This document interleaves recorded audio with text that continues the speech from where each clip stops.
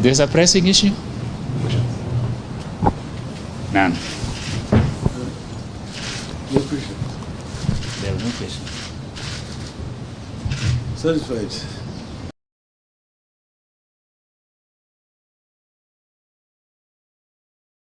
$17 billion shillings worth of diesel then in the seas. It was 2 cabinet secretaries who came out to state that the oil belonged to Galana Energies. Galana has hired the government.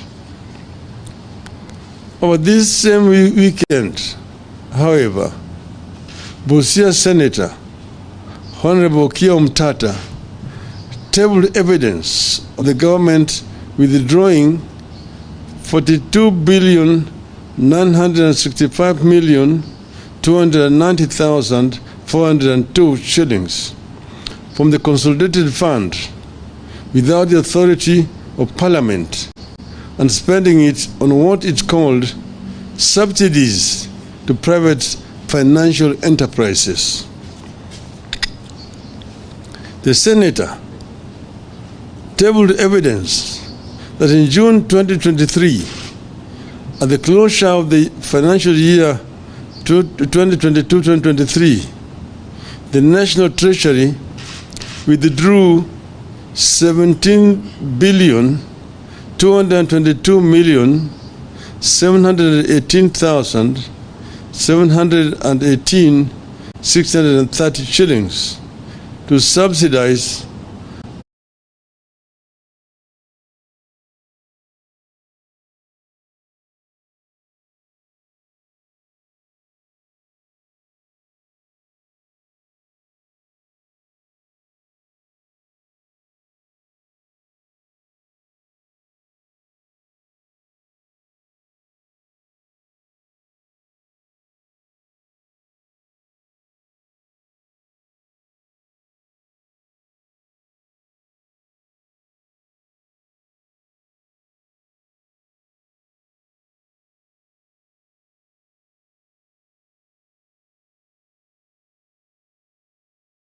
Honorable Kiom Tata tabled evidence of the government withdrawing 42,965,290,402 shillings from the consolidated fund without the authority of Parliament and spending it on what it called subsidies to private financial enterprises.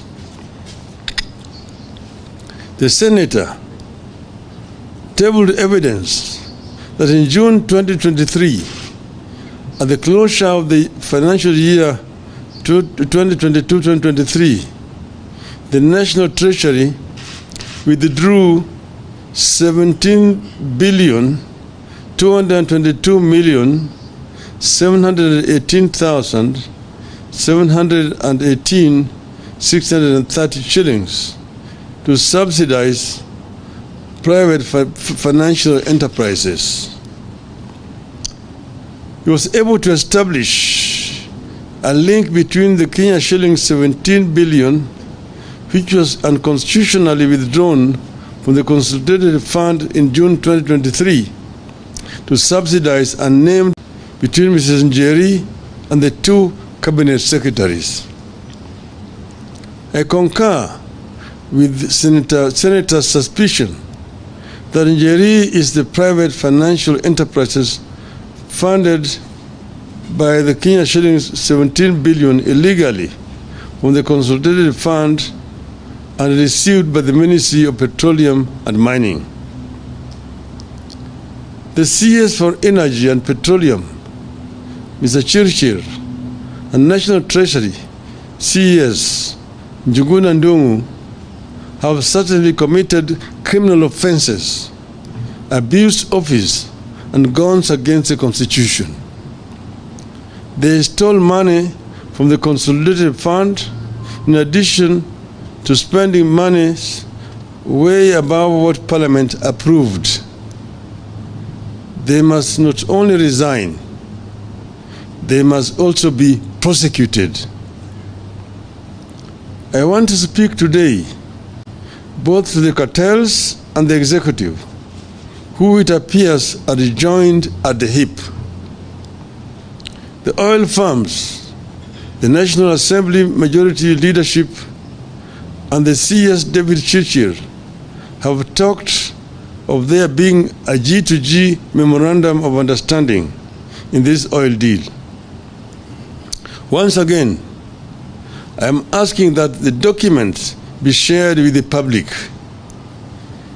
This must be documents signed by a representative of the government of the Kingdom of Saudi Arabia and the United Arab Emirates and the Republic of Kenya, not that of the Ministry of Energy and Petroleum and ADNOC Global Trading Limited or Emirates National Oil Company. Kenyans will have noticed that even as our Ministry of Energy and Petroleum was signing deals with state-owned corporations in the Middle East, our own National Oil Corporation is completely left out.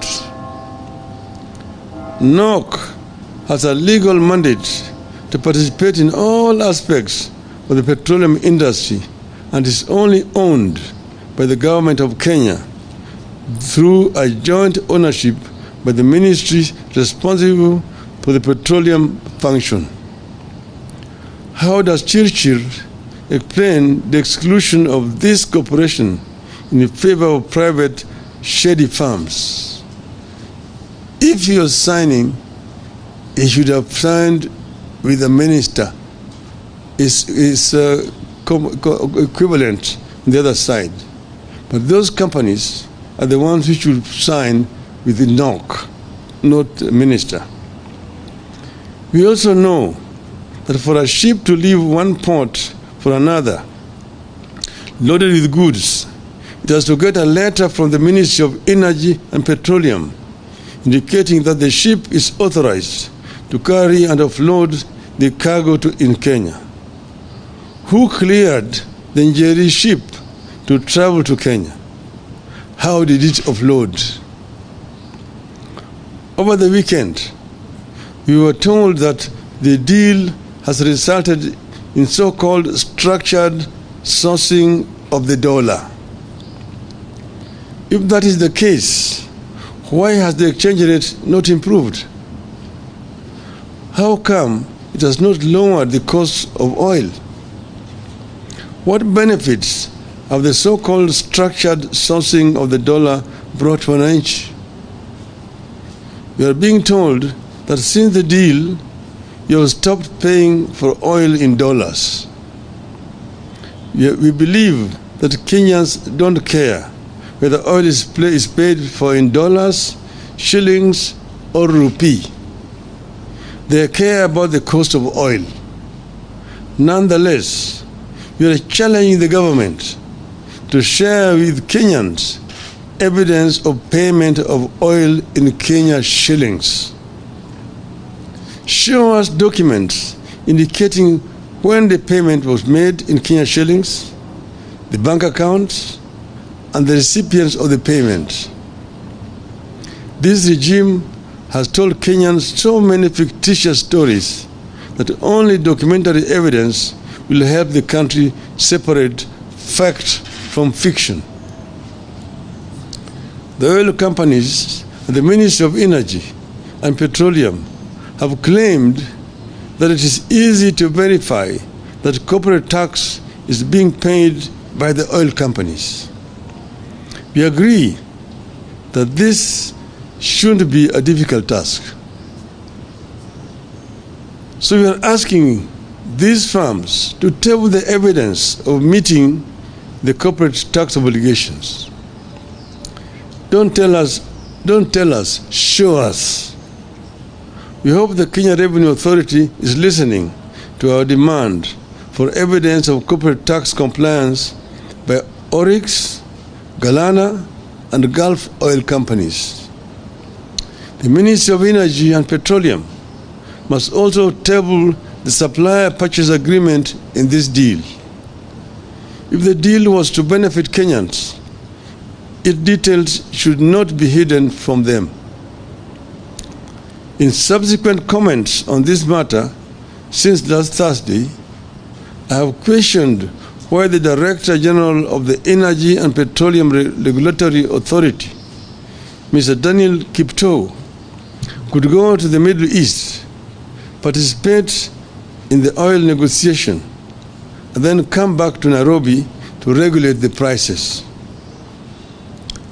How can EPRA be a player and a referee at the same time? Where is the ethics and professionalism in this? How can this be in compliance with the Public Officer Ethics Act? We are still waiting for answers. When Kenya signed this deal, we had the regional markets, especially that of Uganda, in mind. The Gulf nations of Saudi Arabia and the United Arab Emirates were definitely aware that we import for the region. This in itself makes it impossible that we could have had a G2G. Whatever the case, we want to know what happens to the oil we intended for Uganda and onward markets. Are we going to be stuck with and forced to buy it at the old high prices while costs are falling elsewhere? Is that the reason Tanzania's has gone down while ours stay unchanged? Are we stuck with old prices because the negotiators already locked the prices and the oil is coming in the quantities that was agreed on in March? So many things still do not make sense, despite the massive space bought by the oil companies to explain themselves and the effort of the government to fool and confuse Kenyans. In light of this development, I am today calling on some 3 specific institutions that are paid by the Kenyan taxpayer to exercise their mandate and get to the bottom of this saga as follows. First, the Energy and Petroleum Regulatory Authority.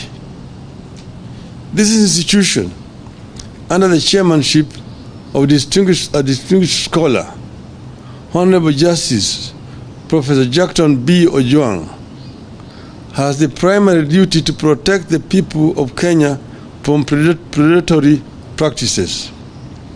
Indeed, it is given protection in the course of its work through a legally mandated independence. Section 9(3) of the Energy Act says, except as otherwise provided in this Act, the authority shall be independent in the performance of its functions, exercise of its powers, and shall not be subjected to the direction or control of any person or authority. Under the Ruto regime, EPRA has been reduced to being a price fixer and to enable predators in the government to exploit Kenyans by overcharging them for petroleum products. Section 10 of the Energy Act gives the authority the duty, among others, to monitor in consultation with the competition authority conditions of contractors' operations and their trade practices, investigate complaints or disputes arising from the petroleum operations, ensure enforcement and compliance with the national values and principles, protect consumer, investor, and other stakeholder interests. The challenge is now on its chairman to rise up to the true mandate of the authority and investigate the following. 1. Violation of consumer rights under the Bill of Rights in the G2G arrangement. 2. Transparency of fuel contracts signed by all parties in the alleged G2G arrangement. 3. Criminal collusion through price fixing and other corrupt trade practices in the G2G arrangement. 4. The controversy surrounding the dispute between Galana Energies Limited and Anjeri Njoroge. The second institution we are challenging is the Office of the Auditor General. Since her appointment, the Auditor General, CPA Nancy Gathungu, has displayed courage in her approach to duty. We are calling upon her to execute her mandate in this matter and investigate the following. 1. The procurement processes engaged in by the Ministry of Energy and Petroleum in recruitment of suppliers and their local agencies. 2. The criteria applied by the G2G arrangement in arriving at the prices at which Kenya is to buy fuel. 3. The criteria applied by the Energy and Petroleum Regulatory Authority in arriving at the prices the Kenya consumer shall buy petroleum products. 4. The criteria applied in the G2G arrangement in arriving at the demurrage and other levies and charges. The third institution which we are calling out is the Ethics and Anti-Corruption Commission.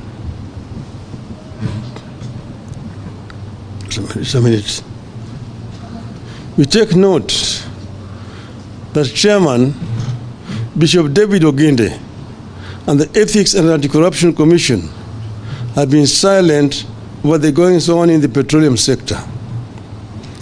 Allegations of corruption have been made, but no investigations have begun. The challenges on the chairman to start working on the matters raised and to investigate the following. 1. Conflict of interest by government officials in the G2G arrangement. 2. Bribery and commissions and kickbacks from revenues raised by the G2G arrangement. Through price fixing and other corruption and violation of procurement local agencies. Once again, we reiterate that we stand by every word that we have said on this oil deal. We will not relent on this matter until the truth is known and punishment that fits the crime is meted out. In the meantime, heads must roll at the Energy Ministry and National Treasury. End of statement.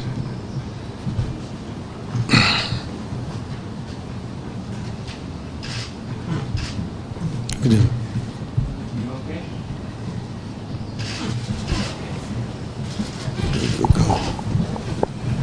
We can leave it there.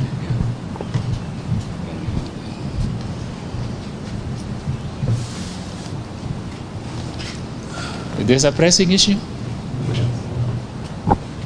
None. No question. There was no question. Satisfied. Leto nchini itachangia kupunguza kwa bei ya mafuta. Kwa upande wako una matumaini kwamba bei hiyo itashushwa chini? Kisha cha pili, Rais pia amesema kwamba kama kuna ithibati kuhusiana na madai ambayo kwa sasa unaibua, weke wazi. Asante. Rais aliongea jana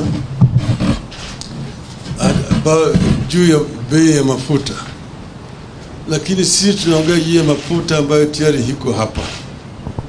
Yeye mwenyewe anajua ati matangi zimejaa na mafuta kwa sababu Uganda imekataa kuchukua hiyo mafuta kwa sababu bei yake iko juu. Sasa hiyo mafuta ambayo nasema ni tayari iko hapa, tunasema bei itashuka chini. Sababu gani bei hiyo haishuki chini wakati huu? Mbona nangoja mpaka mwezi ujao?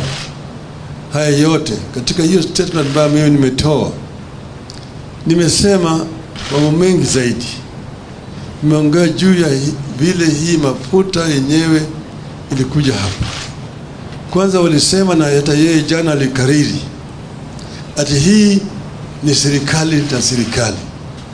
Yani G ni government, the government. Lakini ile makaratasi ambayo anasema ziko hata mbele ya bunge ni karatasi ambayo zimewekwa sahihi na bwana Chirchir kwa upande hii, lakini ngambo ile hakuna waziri upande ile ambaye ameweka sahihi. Hiyo sio G to G. G to G must be government to government. Tumesema yeye ameweka sahihi na makampuni pale. Tumesema kama ingekuwa sawa, tuko na kampuni vile vile hapa Kenya ya serikali inaitwa National Oil Corporation ambayo ilingeweka sahihi na hiyo kampuni ya Saudi Arabia na hizo kampuni nyingine ya Emirates, sio waziri wa serikali ya Kenya. Kwanza hiyo yanasema ni ukweli, yale ambayo nasema hiyo ni uongo, sio kweli. Hiyo ni uongo, sio kweli. Kwa nini wamewacha kampuni ya serikali hapa alafu wanakwenda kuchukua makampuni zingine ya binafsi kama Oryx, kama Galana, kama Gulf? Kitu gani, shida gani iko na kampuni yetu ya NOC hapa? NOC imepata kimi siku gani ili Israeli ikaweka sahihi? Ndio kwa sababu hawa jamaa wenyewe walienda ngambo ile na wanapata rushwa kupitia kwa hiyo makampuni ambayo wameweka hapa. Tena waniambia mimi ati makampuni ya mafuta amenijibu. Katika taifa letu hapa makampuni makubwa ya mafuta ni Vivo, ni Shell, ni Total. Hawa hawajanijibu. Wao wenyewe wanaumia. Uliza hao, mimi nafanya biashara na makampuni ya mafuta. Wanaumia wote. Wana shida. Kwa sababu hawa makampuni mengine yamewekwa hapo katikati ndio wamefanya biashara na hawa makatels. Bwana Chirchir, na mimi nataka kutoa shukrani kwa watu wa Bomet kumonyesha ya adabu. Manake hajui adabu vile wa Kenya wana shida. Vile wana shida zaidi ni hawa watu wote. Hata Bwana Ruto wanampatia ile tu heshima, lakini hawakukubali yale alikuwa anasema. Anachukua nasema uongo. Haitakikani mtu ambaye anajiita rais awe kila mara akitoka na simama namna hii anasema uongo. Sema ukweli. Ukweli haiozi. Na ukweli kidhihiri, uongo ujitenga. Nikujibu. Shukran.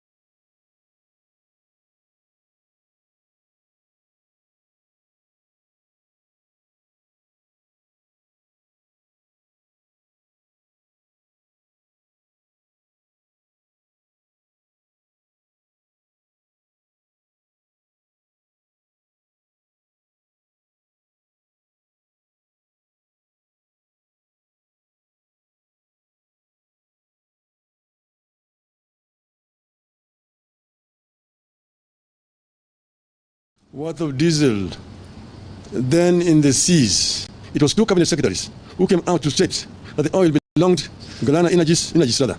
Galana has hired the government.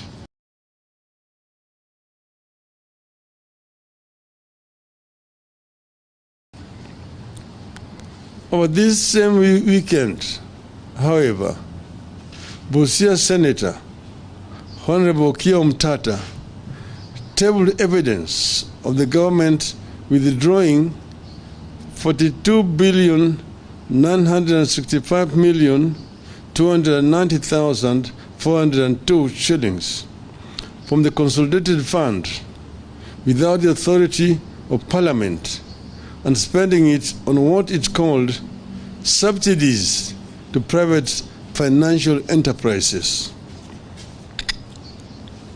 The senator tabled evidence that in June 2023, at the closure of the financial year 2022-2023, the National Treasury withdrew 17,222,718,630 shillings to subsidize private financial enterprises.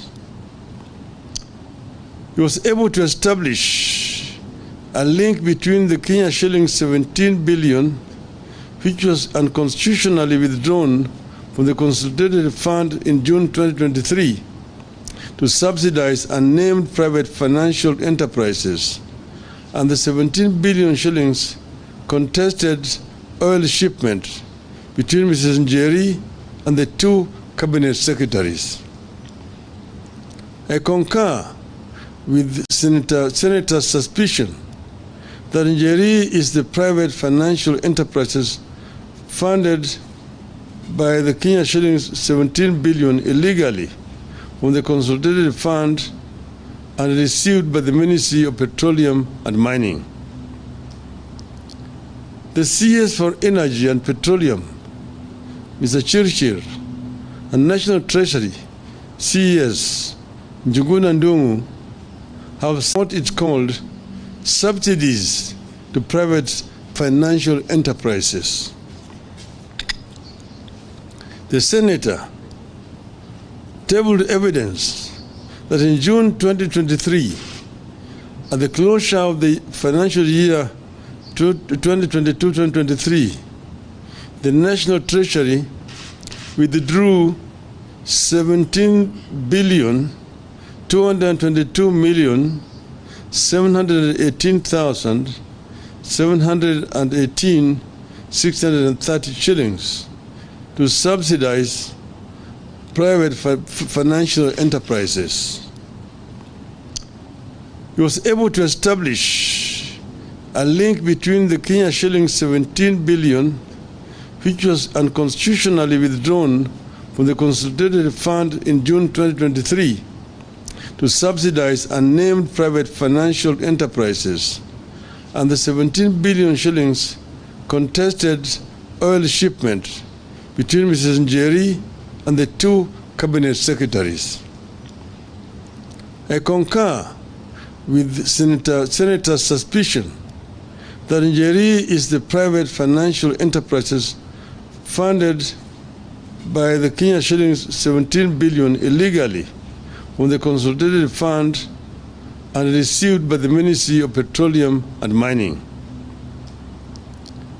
The CS for Energy and Petroleum, Mr. Chirchir, and National Treasury, CES, Njuguna Ndungu, have certainly committed criminal offenses, abused office, and gone against the Constitution. They stole money from the consolidated fund in addition to spending money way above what Parliament approved. They must not only resign, they must also be prosecuted. I want to speak today both to the cartels and the executive, who it appears are joined at the hip. The oil firms, the National Assembly majority leadership, and the CS David Chirchir have talked of there being a G2G memorandum of understanding in this oil deal. Once again, I am asking that the documents be shared with the public.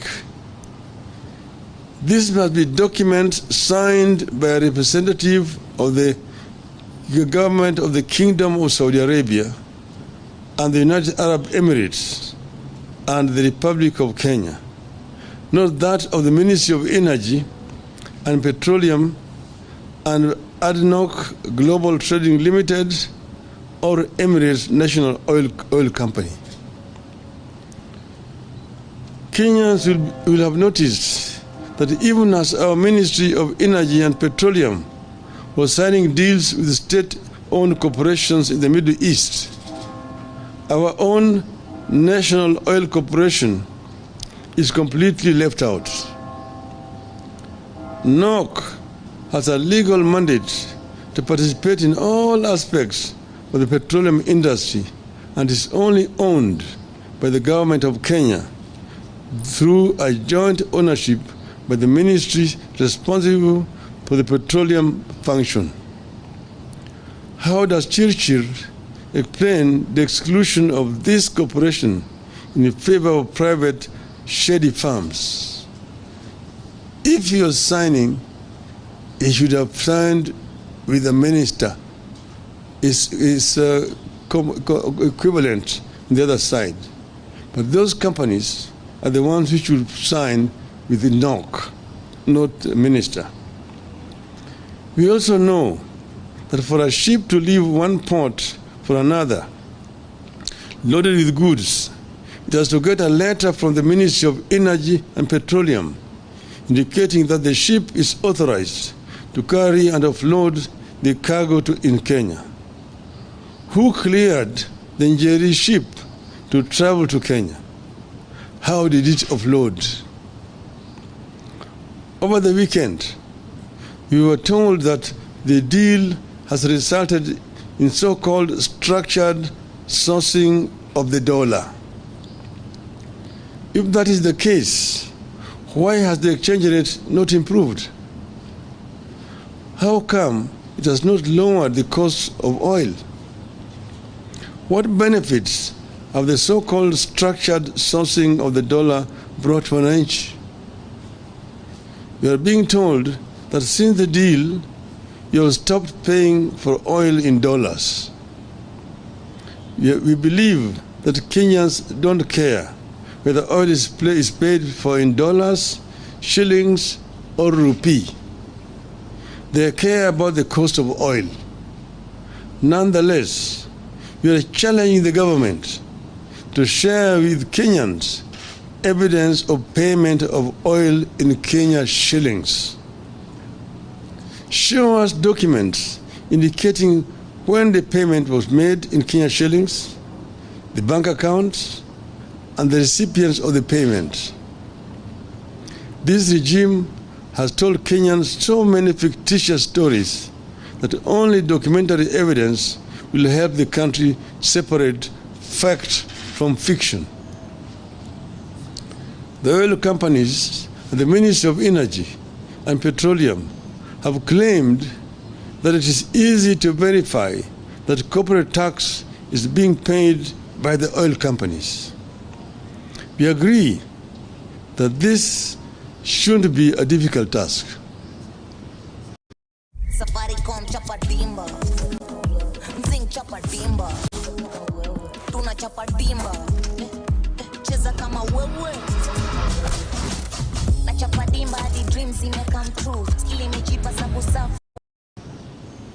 So we are asking these firms to table the evidence of meeting the corporate tax obligations. Don't tell us, show us. We hope the Kenya Revenue Authority is listening to our demand for evidence of corporate tax compliance by Oryx, Galana, and Gulf oil companies. The Ministry of Energy and Petroleum must also table the supplier purchase agreement in this deal. If the deal was to benefit Kenyans, its details should not be hidden from them.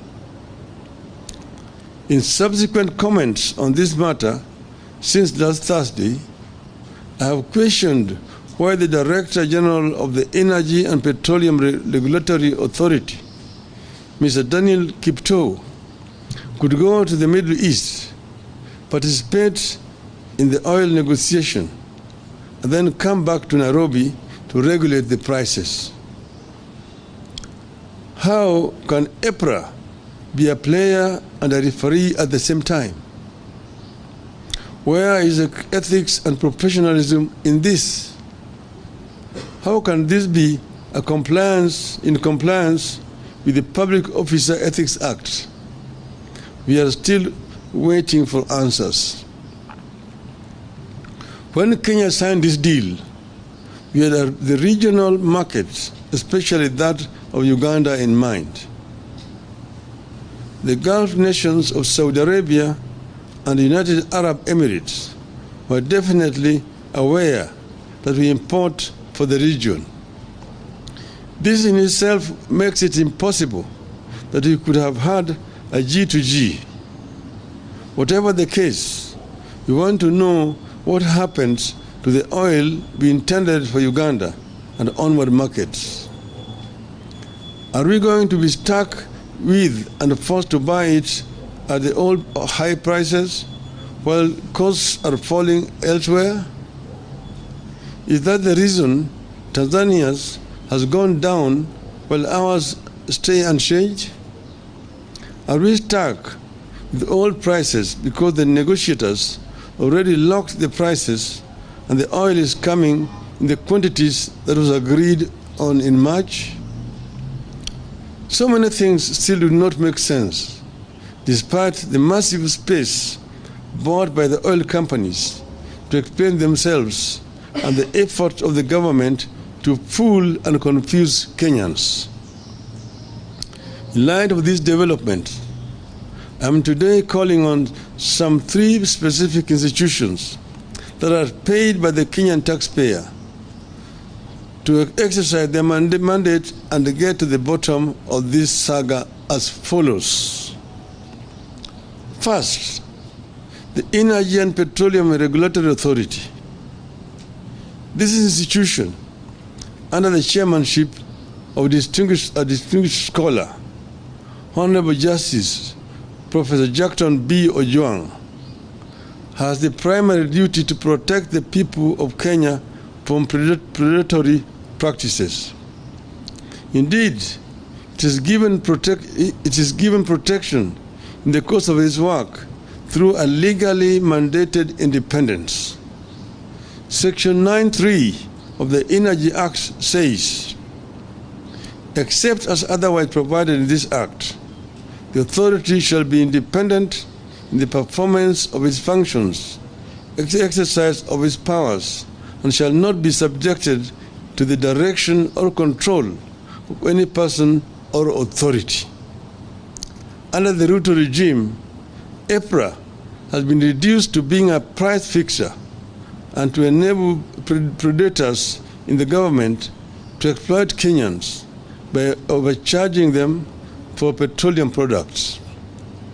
Section 10 of the Energy Act gives the authority the duty, among others, to monitor in consultation with the competition authority conditions of contractors' operations and their trade practices, investigate complaints or disputes arising from the petroleum operations, ensure enforcement and compliance with the national values and principles, protect consumer, investor, and other stakeholder interests. The challenge is now on its chairman to rise up to the true mandate of the authority and investigate the following. 1. Violation of consumer rights under the Bill of Rights in the G2G arrangement. 2. Transparency of fuel contracts signed by all parties in the alleged G2G arrangement. 3. Criminal collusion through price fixing and other corrupt trade practices in the G2G arrangement. 4. The controversy surrounding the dispute between Galana Energies Limited and Anjeri Njoroge. The second institution we are challenging is the Office of the Auditor General. Since her appointment, the Auditor General, CPA Nancy Gathungu, has displayed courage in her approach to duty. We are calling upon her to execute her mandate in this matter and investigate the following. 1. The procurement processes engaged in by the Ministry of Energy and Petroleum in recruitment of suppliers and their local agencies. 2. The criteria applied by the G2G arrangement in arriving at the prices at which Kenya is to buy fuel. 3. The criteria applied by the Energy and Petroleum Regulatory Authority in arriving at the prices the Kenya consumer shall buy petroleum products. 4. The criteria applied in the G2G arrangement in arriving at the demurrage and other levies and charges. The third institution which we are calling out is the Ethics and Anti-Corruption Commission. Some minutes. We take note that Chairman Bishop David Oginde and the Ethics and Anti-Corruption Commission have been silent about the goings on in the petroleum sector. Allegations of corruption have been made, but no investigations have begun. The challenges on the chairman to start working on the matters raised to investigate the following. 1. Conflict of interest by government officials in the alleged G2G arrangement. 2. Bribery and commissions and kickbacks from revenues raised by the G2G arrangement. Through price fixing and other corruption and violation of procurement local agencies. Once again, we reiterate that we stand by every word that we have said on this oil deal. We will not relent on this matter until the truth is known and punishment that fits the crime is meted out. In the meantime, heads must roll at the Energy Ministry and National Treasury. End of statement.